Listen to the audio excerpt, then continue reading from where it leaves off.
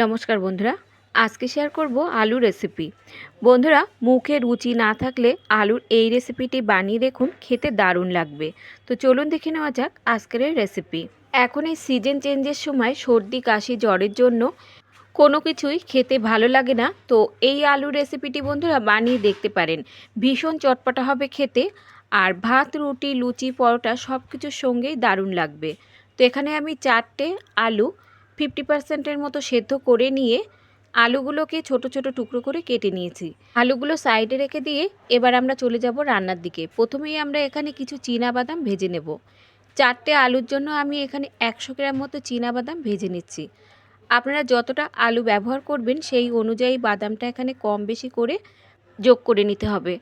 আর এই বাদামগুলো ভাজার পর খোসা শুদ্ধই আমি আধ ভাঙা করে ভেঙে নেব। তবে আপনারা চাইলে কিন্তু ভাজা বাদাম দিয়েও করতে পারেন।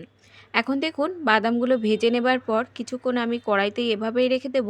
মচমচে হয়ে যাবার পর একটা ব্লেন্ডারে নিয়ে আধ ভাঙা করে ভেঙে নিতে হবে। বাদাম নামিয়ে ওই কড়াইতেই আমি দিয়ে দিচ্ছি 1 চামচ মতো সর্ষের তেল। তেল ভালোভাবে গরম হলে দিয়ে দিচ্ছি 1 পিঞ্চ মতো হিং, আর আধ ভাঙা করে ভেঙে রাখা 1 চামচ মতো গোটা ধনে, আর 1 চামচ দিলাম এখানে হলুদ সর্ষে, হাফ চামচ মতো গোটা জিরে, আর হাফ চামচ মতো দিচ্ছি এখানে মৌরি। এখন এই ফোড়নগুলোকে আমাদের একদম লো ফ্লেমে রেখে হালকা লালচে করে ভেজে নিতে হবে। ফোড়ন কিছুক্ষণ ভেজে নেবার পর এখন এখানে যোগ করে দিচ্ছি আমি কুচানো আদা, আর দিচ্ছি 4টে কুচানো কাঁচা লঙ্কা। একটু ঝাল ঝাল হলে দেখবেন খেতে ভালো লাগবে। এখন আরও কয়েক সেকেন্ডের মতো আদা আর কাঁচা লঙ্কাটাকে ভেজে নিতে হবে।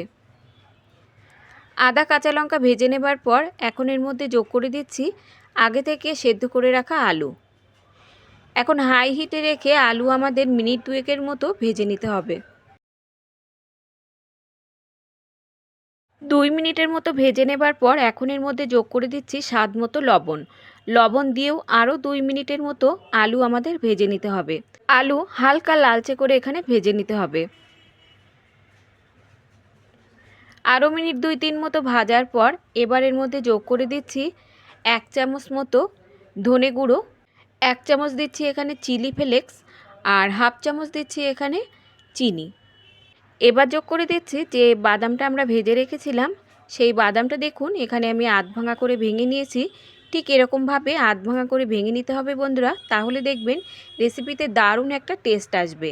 এখন এই সমস্ত উপকরণ দিয়ে আলুর সঙ্গে আরও 1 থেকে 2 মিনিটের মতো ভালোভাবে কষিয়ে নিতে হবে।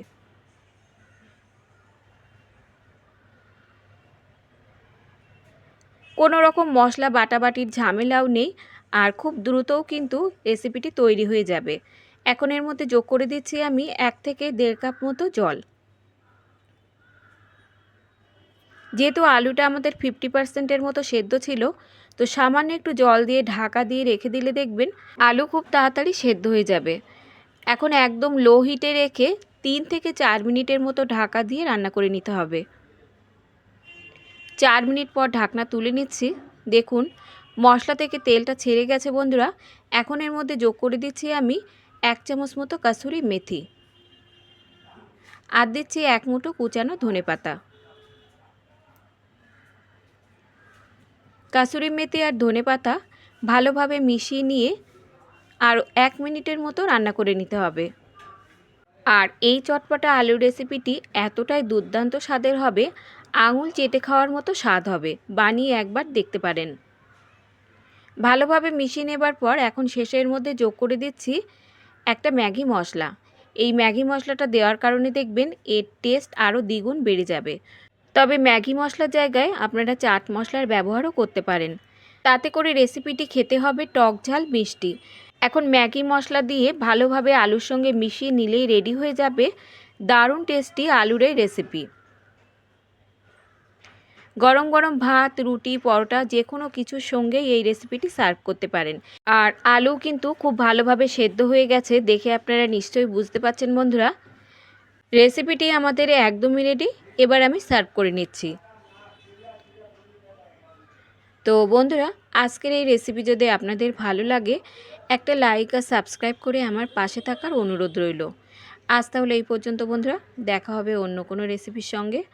ততক্ষণ সুস্থ থাকবেন, ভালো থাকবেন, আর সম্পূর্ণ রেসিপিটি দেখার জন্য সকলকে ধন্যবাদ।